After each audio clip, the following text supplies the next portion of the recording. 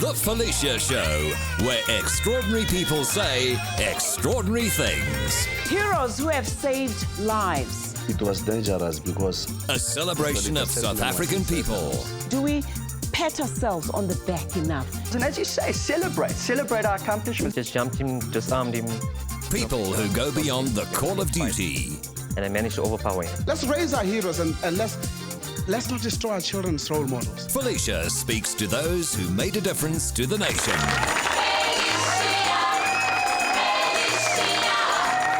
There we are. Thank you. Heroes who have saved lives. Welcome. In September, we celebrate everything to be proud of in South Africa. We celebrated our music with young, talented people showcasing their talent right here. We also celebrated some of South Africa's top musical productions for Heritage Day. But today, we celebrate unsung heroes, ordinary people making a difference. Our men and women in uniform, saving lives. That's what we're going to be talking about.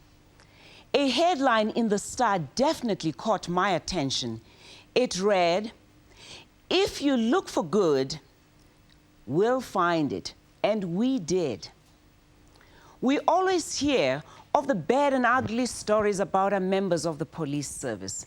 But today, we are going to talk to some good cops who performed extraordinary deeds.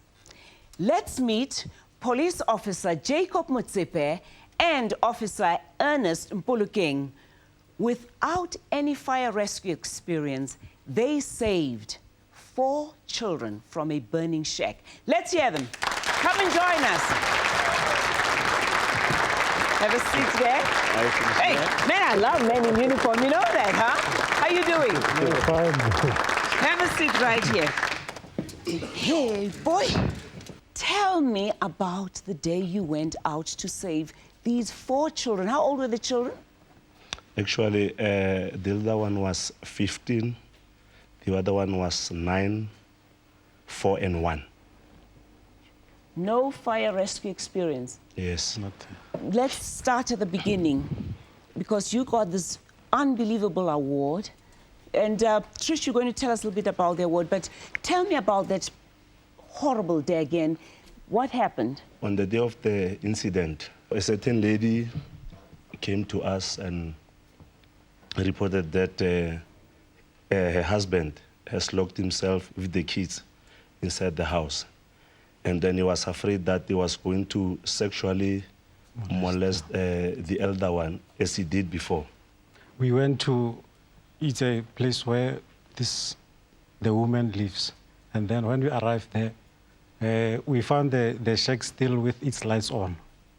Then Inspector Motsepe knocked at the door. And then after knocking, the man inside asked, whose knock is that one? Then Inspector Motsepe, in reply, he said, we are the police. Mm-hmm. Then instead of opening the door, he just sprayed the petrol inside and then fled away, and then he lighted the shack from the inside. I kicked the door open, and then on entering, I saw 2 children. They were tied with wires around their feet and hands. This is the father. Yeah, the father. So he was somewhere in the corner, but because the children were crying for help, so in the other room. So we had to rush there, and then I picked the elder one, and then Inspector Mpulukeng took the other one. So we rushed them outside. So the elder Did you know one, there were 4 children in there? No, we initially we didn't know that there were 4. So the elder one told us that there are still other 2 children beneath the blankets. So, and the bed was actually burning. So we rushed inside, and then I picked up that one of 4 years. 4 years, and then I took the other one, who's 1 year. And the one of 4 years actually had close to already caught fire. Oh, yeah. So we had to rush there outside. Then after that, we called the ambulance and members of the fire and emergency. But unfortunately, when they came, the whole shack was already bent. You have been honored for your bravery, and I'm sure there are many other acts like this out there. And I'm so happy you're in your uniforms right now to show that the South African Police Service is also doing something, is also doing a lot. Is there something you've also wanted to say as a police about the service itself, about other corps, how you get a bad rep all the time? Yeah, what I can say to the society is that we are there for them. They must have trust in us, and then they must use us, and then we'll serve them with pride. We are proud of you. We really are proud of you.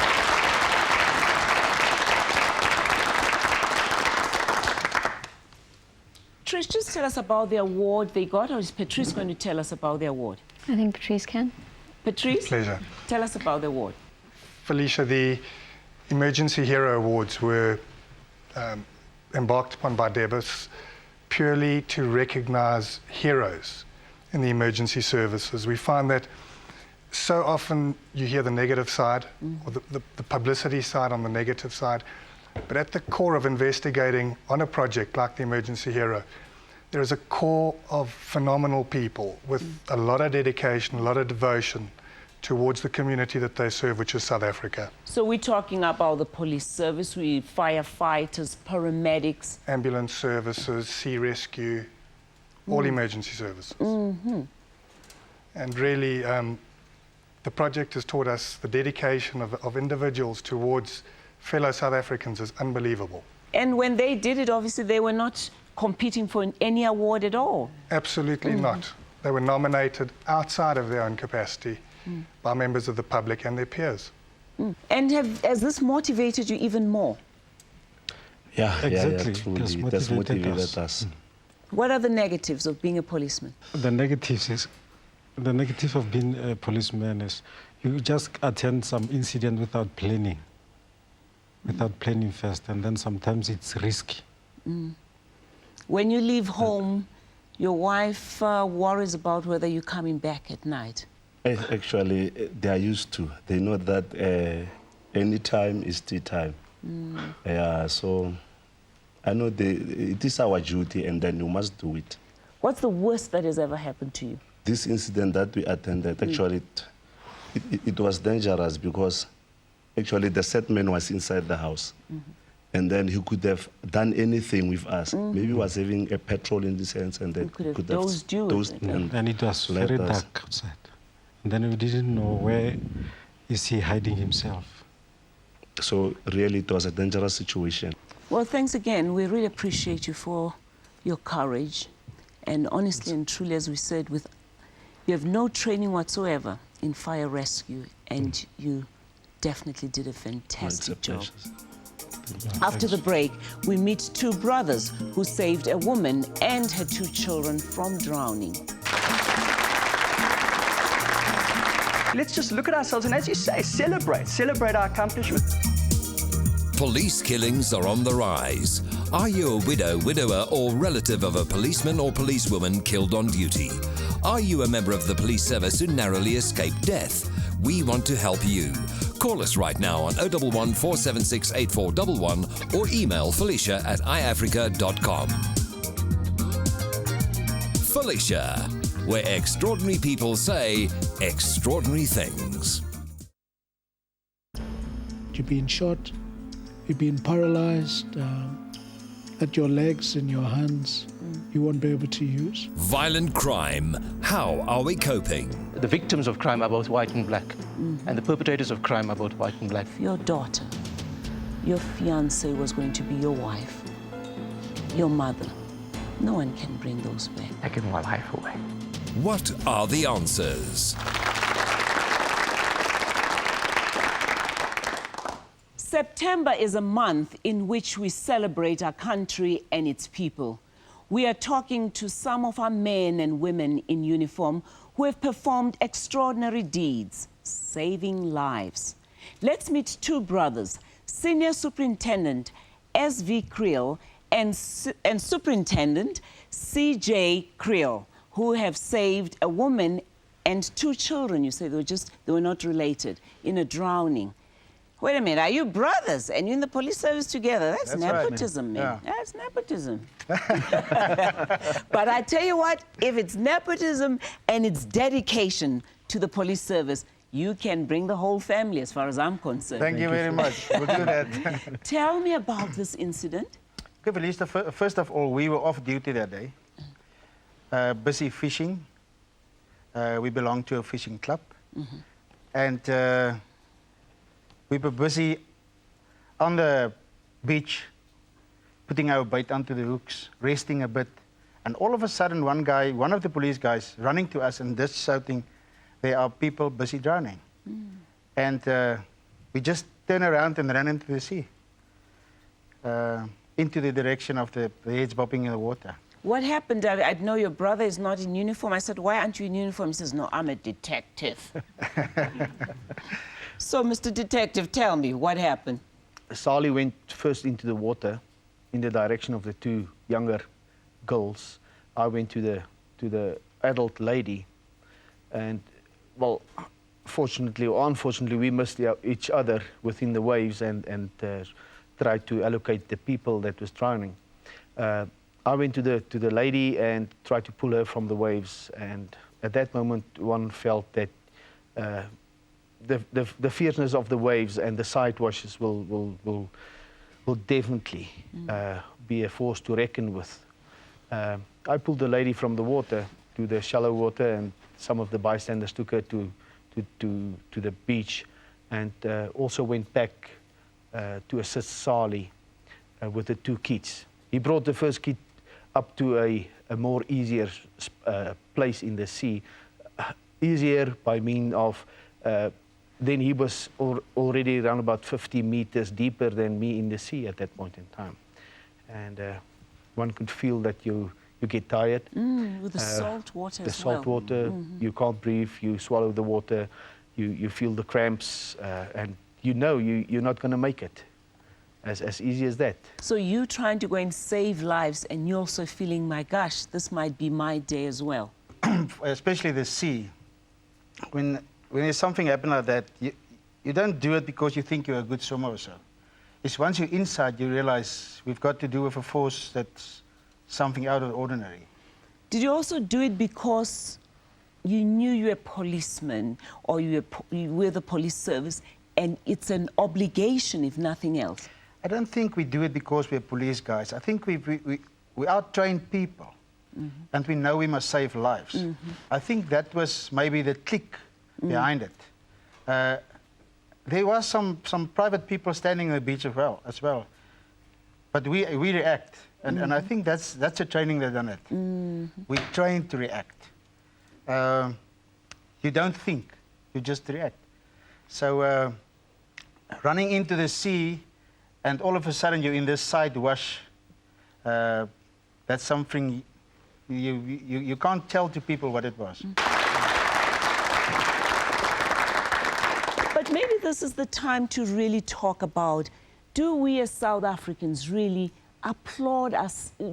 Do we pat ourselves on the back enough? Do we applaud ourselves enough? Do we talk about the good enough? And I go back to that article again. If you're looking for good, you'll find it in our country. Let me hear from Justin.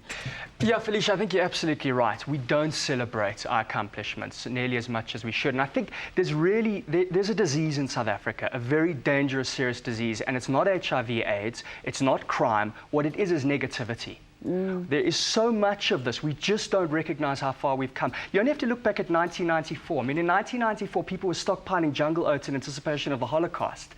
Now, let's have a look at how far we've come. From 1994 to 2003, an enormous amount has been achieved. Water delivery's gone up 85%. Electricity's improved 30%. Literacy's improved 10%. The poorest of the poor has dropped from 20% to 5%. I want to know something. Why aren't we talking about that at dinner parties? You know, instead of crime. Exactly. So I think it's about opening our eyes. And yes, as that Star article said, look for it. And you know what? Sometimes believing is seeing. If you don't believe it, you won't see it. So we've got to start believing it. And the facts are there. They're there for us. You know, we just need to open our eyes to them. So we should be doing this, more of this, really honoring and applauding gentlemen like Mr. Mpulukeng, Mr. Motsepe, the two Kriel brothers. And we don't do that enough. No, we certainly don't do it enough. I do a lot of corporate work. A lot of the time people think the reason people leave their jobs is because of money. The main reason people leave their jobs is because of recognition. They feel that they're not getting the recognition that they deserve. So, I mean, I think what your show is doing tonight and what this award is doing is just so important and finally saying, let's just look at ourselves and, as you say, celebrate our accomplishments. Because when we do that, we feel good, we feel appreciated, and we tend to be more effective. But when we feel that we're unappreciated and that nobody cares, we tend to live up to that expectation. Whilst we're on a roll, you might as well take over from here, really. The PhD syndrome, pull him down syndrome. How do we eradicate it in our society? How do we recognize people more as we are right now with the show? You see, Felicia, when we put our heroes on the pedestal, something changes in the soul of the nation. You see, when I look at countries like Brazil, today people don't understand whether Brazil is a great soccer nation because of genetics, some message encoded in their DNA that makes them better than anybody else. But when Pele came out as the soccer hero he was, and the world lifted him up, it changed the whole nation of Brazil. They looked at themselves differently. They looked at themselves like, here is one of us who went out to do it and became the best in the world, and we can be. And there's no nation with as many heroes as South Africa. If you look at the newspapers in the last few days, our heroes are killing each other. It's not necessary. Let's applaud the good. Let's raise our heroes and let's not destroy our children's role models. That's my worry. That is my biggest concern. Anything you'd like to say before we move on to the next story? Yeah, Felicia, I think that it's very important that the emergency service people don't think about rewards when they do something. I think we must also say tonight, Debus is on the right track. Because if it's not for Debus, nobody would have known anything about the heroes in our society. And we only do our own job. Thank you. Thank you very much.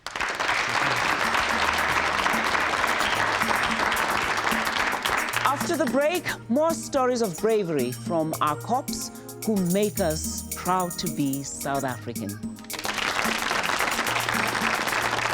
And the shooting carried on. And then Peter was dropped. When I got up from the ground and opened my eyes, I saw the suspect putting his gun to Kaba's chest.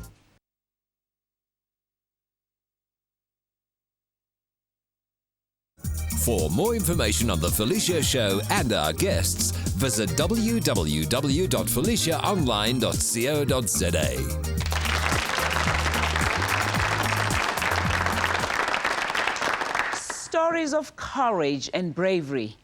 Detective Sergeant Julian Dubois once told the media he wanted to die serving strangers, and that when he died, he wanted to take some baddies with him. Great attitude from a cop who died responding to a heist. Let's see, but before that, Paul, you captured this footage. Yes, I did, Felicia. I got to the scene shortly after the shooting occurred, while the paramedics were still working on Julian. And they did their very best. They were unable to save his life. He died later. The point is he ended up doing what he set out to do. And I think I'll tie in with what Moss and the other gentleman said just now about the heroes on a daily basis in this country. I mean, people are too quick to pick up a phone and say the cops didn't arrive on time or the ambulance was late or whatever the case is, without realizing that at many other times all across the country, people like these, paramedics, doctors, trauma doctors, policemen, firemen, are heroes. There are heroic actions that happen every single day in this country. And very few people see them. And I think the initiative of the Hero of the Year award is to actually say to people, yes, the two guys that won, Inspector Motsepe and them, did a fantastic job. They really did. They put their lives in danger. But there are many other people, men and women across the country, that put their lives in danger on a daily basis to save those people. And I think it's dependent on us, the public, to say, thanks, guys and girls. You do an absolutely wonderful job. Well, let's see this footage. Detective Sergeant Julian Dubois died in 2000, but not before killing 2 armed bank robbers. Seconds before the shootout on the 6th of October, it pushed members of the public out of the way to protect them. An eyewitness said that if it hadn't been for Dubois' heroic actions, her son would have been killed. Well, responding to a robbery, that's exactly what Sergeant Naveen Mahabir did when he responded. Tell us about that day. You responded to a robbery at one of the banks. Yeah, it was People's Bank in Pietermaritzburg, Felicia. It was the 12th of October 2002. Myself and my partner, Inspector Peter Kaba, responded to a possible armed robbery in progress. It was 20 to 8 in the morning, and we never thought it would be on. We went to the bank, parked a few doors before the bank, and we went to the security who informed us that it's a positive. So I went to my van, I called for backup. While Peter was at the door, 2 suspects ran past him. We gave chase to the suspects and we could not get them. On the way back to the bank, we went through the passage and we saw an open door that's leading to the exit of the bank. We went to the exit to secure it, knowing that we told the security guards, close the front. Came down to the ground floor, the direct exit of the bank. I put my hand on the bank door and it was booted open. Then we were faced with 3 suspects. And moment's hesitation whether this is suspects or the security guards in plainclothes, they opened fire on us. And we had nowhere to go. We had nothing else to do besides return fire to save ourselves. I was hit first. Then I dropped to the ground. Where were you hit? I was hit in my hands. Was that from the shooting? Yeah. This leaded in the amputation. This finger was reconstructed because it was blown up. My firearm took the impact, and that's what saved my life. So I lied down, and the shooting carried on. And then Peter was dropped. When I got up from the ground and opened my eyes, I saw the suspect putting his gun to Kaba's chest. And, you know, he just wanted to finish him off. So I just jumped him. Just jumped him, disarmed him, dropped his gun, dropped him. We had a big fight, and I managed to overpower him. Peter was lying down. He took 2 bullets in his leg, and I went back into the passage, took Peter out because suspects could still come out from that passage. So we went and we took cover on pillars on either side of that passage, and we waited. Then I only started seeing my injuries. I saw my leg was bleeding. I saw my fingers were hanging. And thinking of my wife now, you know, I said, Peter, let me your phone. Let me phone my wife and tell her what I'm in, because she's in the police. And I phoned her, asked her, are you awake? And she says, no, what's wrong? Why are you phoning so early? So I told her, no, I was just involved in an armed robbery. I'm shot, I'm just waiting for paramedics. And that's the time we had backup and paramedics came and we were taken to hospital. You got that phone call. Are you also a cop? No, I'm in admin in organized crime Pietermaritzburg. You got that call and your heart must have stopped. Yeah, it did. The first thing I said is, please, are you going to be okay? Because don't lie to me. I want to know the full extent. And he says, I'm bleeding all over because there was extensive blood throughout. He wasn't exactly sure where he was shot at the time. But he said, no, I'm going to be okay. Just come to the hospital and I'll get someone to get you there. And when I got to the hospital, he had like half a shirt on, full of blood, and he was just bleeding. They were still trying to figure out exactly where his wounds were. And it was really traumatizing and very, you know, it's something that you can't explain to somebody how you feel when you get that phone call. You kind of go into a shock. You do get very shocked. Being in the SAP, he knew that people from our SAP, senior people, will come to my door and give me this message. He didn't want me to get it via them, so he phoned me. Sometimes that feels much better when you get the call from the victim himself, for lack of a better word. Let's hear from more wives back there. When your husband leaves in the morning, how do you feel? It's so frustrating sometimes because you don't know whether he'll be back or not. Do you pray? What do you do? Yes, I do believe in praying, yes. And when you get a call from him during the day, is the first thought he's hurt? He's still alive, at least. Yes. Oh, that's a good one. Thank you. Ms. Mpulukeng, your thoughts on a husband who is a police officer? every day before he leaves for work, we pray that, oh God, please, would you please protect my husband? So if maybe someone's knock, maybe he's on duty at night, I don't like people knocking at my door, because always I ask myself, if he is not the one who's knocking, the first question will be, where is my husband? So always when he is on duty, I feel scared. Okay, thank you. Officer Mahabir, anything you'd like to say before we move on? Yeah, I'd like to say thank you to Inspector Peter Kaba, because if he was not there, I should have been dead. And I know I helped him, but I also am very grateful for him. I'm thankful to management of PMB, especially Superintendent van der Sant, who was quite helpful with us, and the public. If they're positive, they show the positiveness towards the police and the emergency services will show the positiveness back towards them. It's a dual thing. Thanks again for driving all the way from Pietermaritzburg to be with us this evening. It's my pleasure. Thank you. Thank you. After the break, how a young boy was rescued from a mine shaft. Thank you. And Colin called up to me. He's alive, and that just changes everything. Christmas is around the corner. Do you want to surprise your loved one, mother or father, with a gesture of appreciation?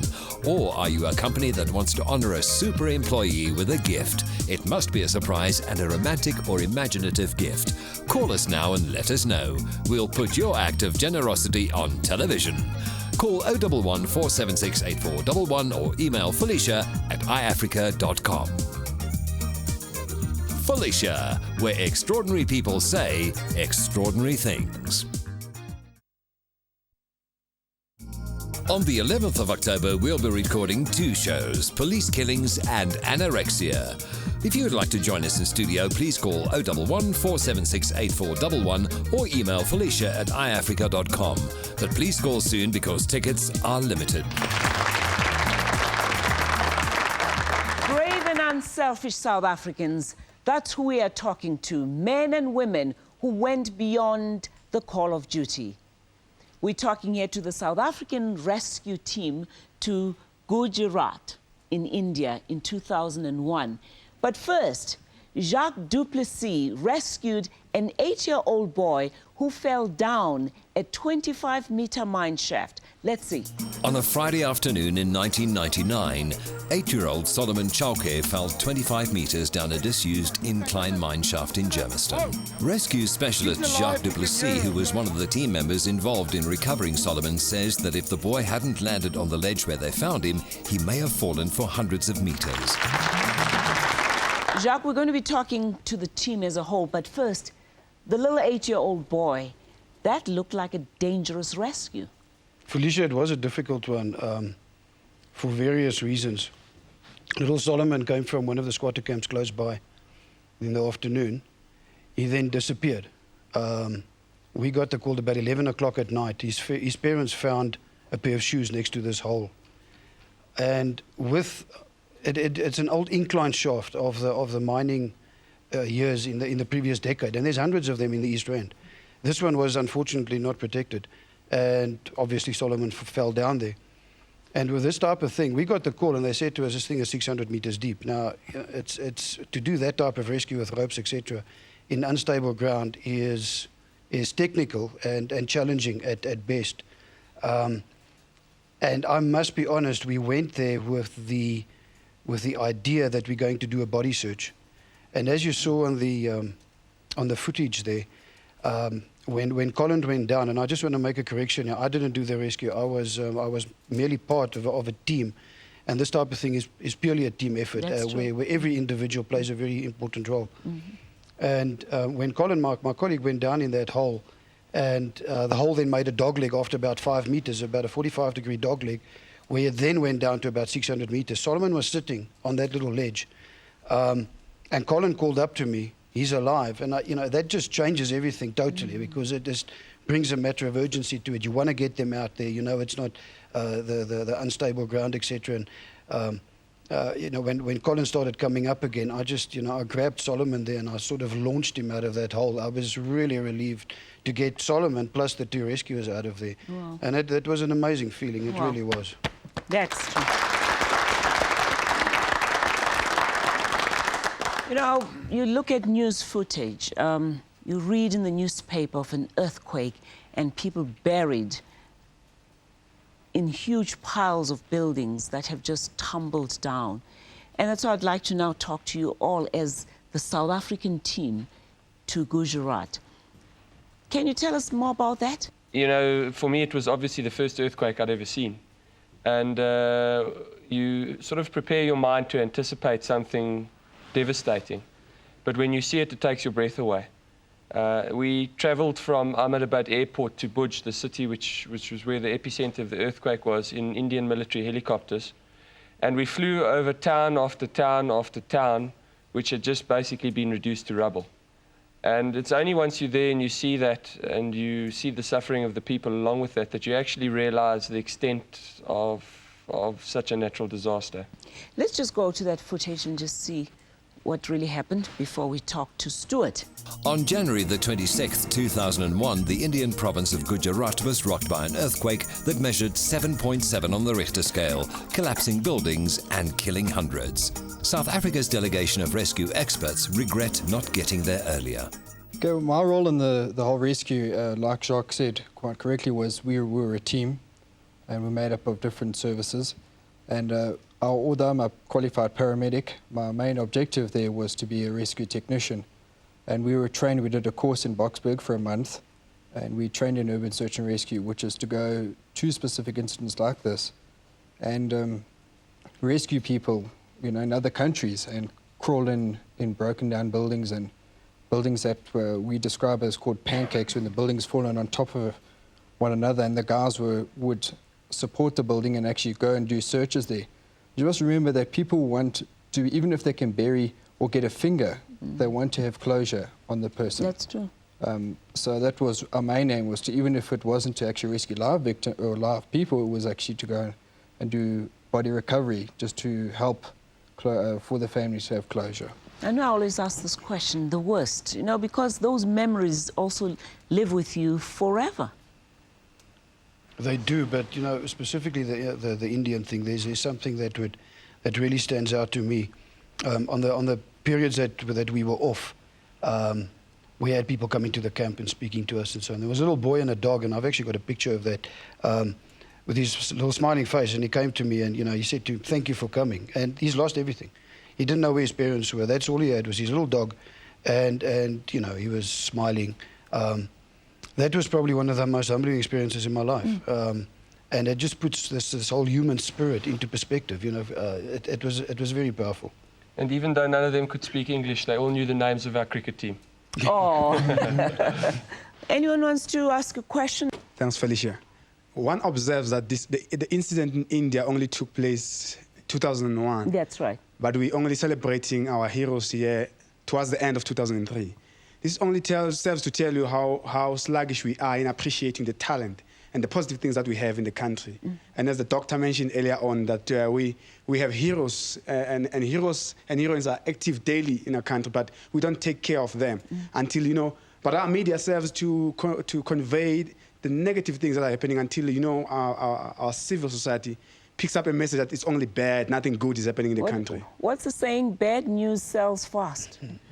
Good news does not. We need to change that perception. That perception must be turned around quickly, Felicia, because really it's destroying the good work that the gentlemen over there are doing. And I'm very proud of them. And I think that is so important because it's good news that helps build a new nation, whether we like it or not. Someone said, you South Africans better shut up. You think you're so great, you only have 10 years experience. And I could not understand what he meant. And it means we've only had 10 years of our freedom, really, as a nation working together as a people. And that is true. Maybe we do have 10 years experience. We're a new nation, and with 10 years experience, we need positive stories to help these young ones to ultimately grow up and say, wow, this is a great country, and I'm going to do good. Felicia, in your program, since you came back into the country, you've only been predominantly serving to convey positive messages. And this, to me, has been the only medium in the country that conveys the positive message. And out of all the media mechanisms that we have and the channels that we have, no programs, no print media programs are there to convey the positive things that are happening in the country. I sometimes wonder what will happen if your show was to go off air, and what will we have, you know? Well, I paid him to say that, by the way. Thank you. And I'll be honest with you, in fact, one column I really enjoyed doing was the Sowetan Sunday World column. Again, we tried very hard to push positive messages to young people. But we'd like to applaud you young men for the good work that you did and representing our country so well in Gujarat. Congratulations. Thank you. After the break, the story of a 14-year-old boy who fell off a cliff. And I sit here today gobsmacked because I cannot believe that this young man is sitting here. I can't believe it. You've been shot, you've been paralyzed, at your legs and your hands, you won't be able to use. Violent crime. How are we coping? The victims of crime are both white and black, and the perpetrators of crime are both white and black. Your daughter, your fiancée was going to be your wife, your mother. No one can bring those back. Taking my life away. What are the answers?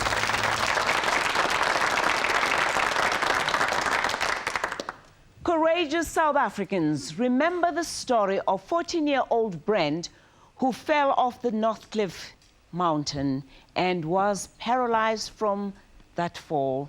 We're joined by Brent here and his mom. Let's go back to that show that touched so many South African viewers. We first met Brent 8 months after his accident. He couldn't hold his own head up, but thanks to the viewers' responses, he has improved enormously.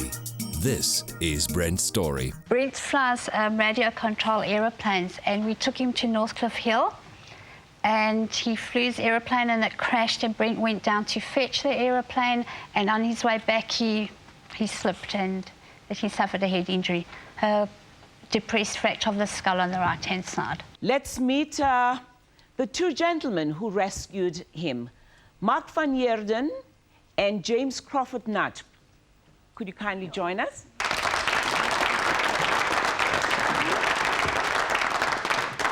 Well, what is happening with my boy now? Brent, how you doing? Fine, huh?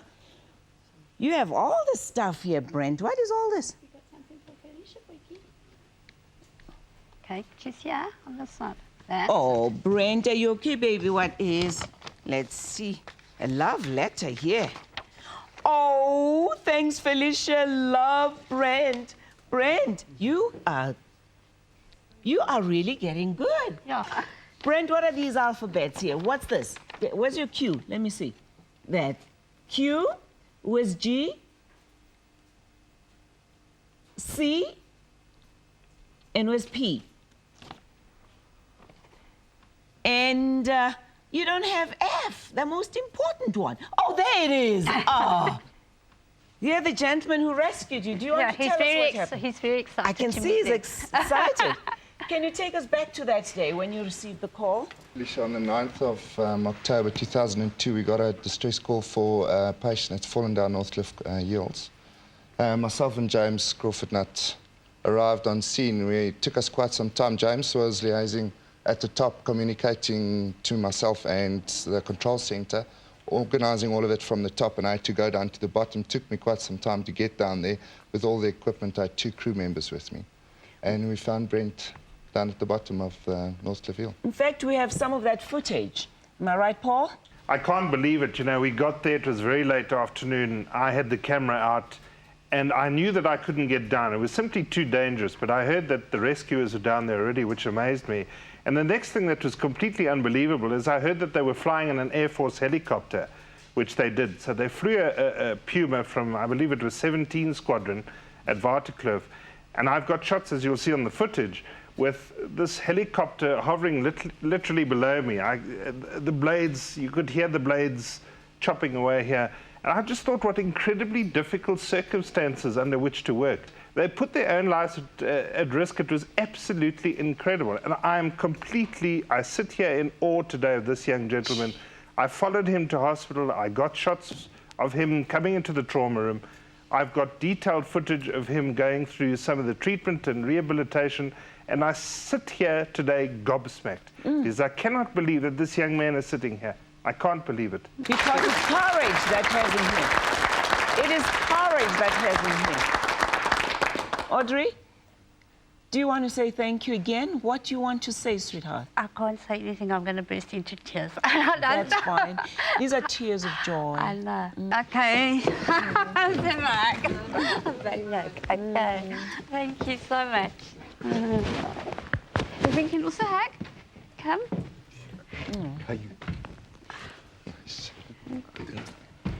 It's good to see him. Aren't you proud of yourself? Thank you. Brent, I hear there's something happening today. Huh? What is it? What's happening today? It's Brent's 15th birthday today. Wow! Let's sing happy birthday to Brent. Happy birthday to you. Happy birthday to you. Happy birthday, dear. Oh, the candles are going. Happy birthday to you. Free cheers. Hooray!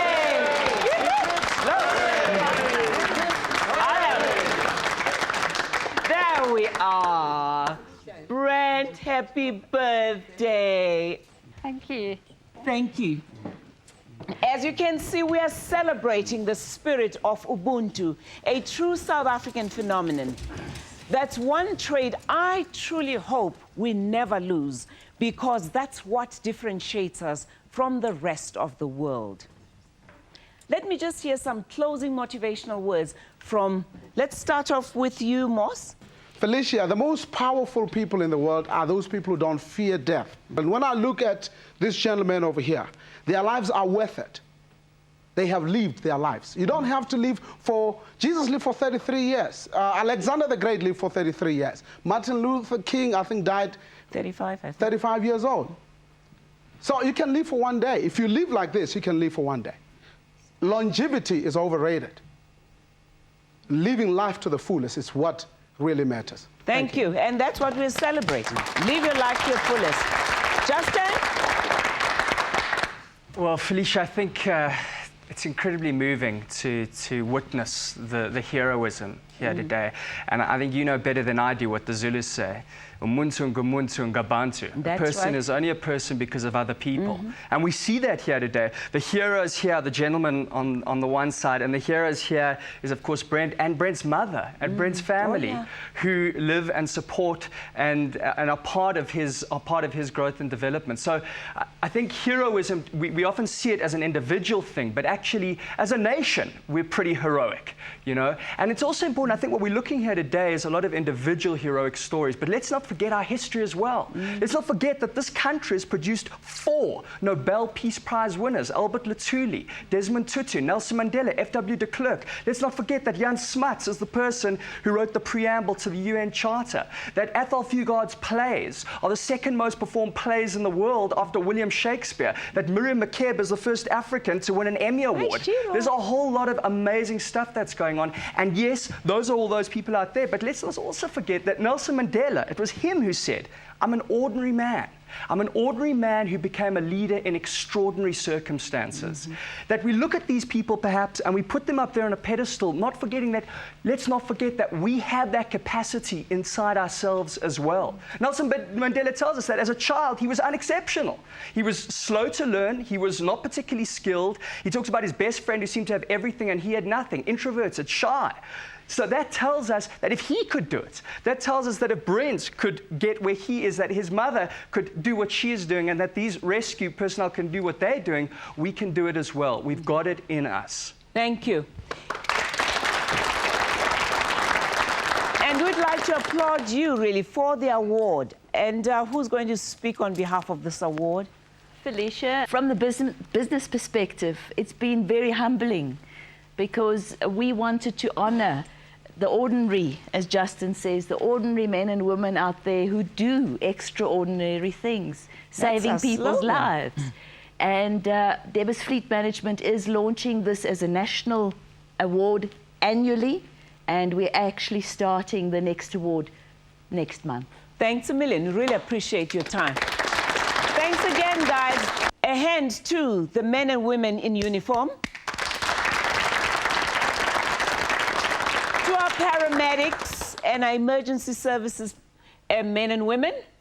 Where are the women? Wow. And again, thanks, Brent. There you are again. Dr. Martin Luther King Jr. so aptly says, whatever your mission or your calling in life, everybody can be great because everybody can serve. All you need is a heart full of grace and a soul that generates love. Remember, you are not ordinary. We are all extraordinary. Until next time.